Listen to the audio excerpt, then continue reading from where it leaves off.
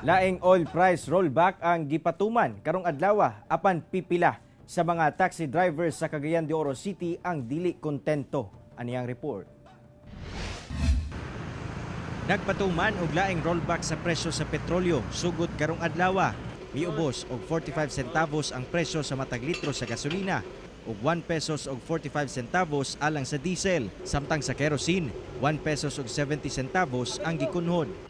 Ang maong rollback gikalipay sa kooperatiba sa mga taxi drivers sa Cagayan de Oro City. Apan matod nila, dili gyapon kini paigo sa ilang adlaw-adlaw nga kita. Kana nga rollback kulang pa gyud siya para sa among mga driver. Kay sa among plug daw mabigay increase gyud ang taxi sa plug rate. Kulang kayo ang rollback.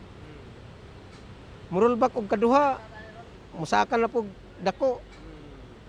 Wapo gina rollback yun bisag taman lang sa 50 siguro ang liter.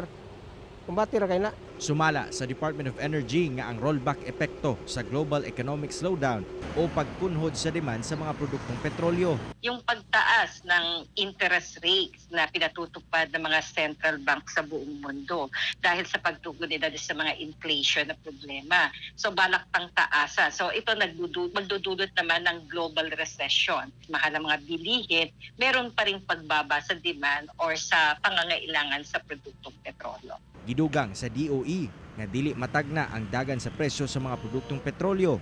Gani, posible pa kining mutaas tungod sa himuong production cut sa Organization of the Petroleum Exporting Countries kon OPEC. Kauban si Makoy Sempron sa kamera.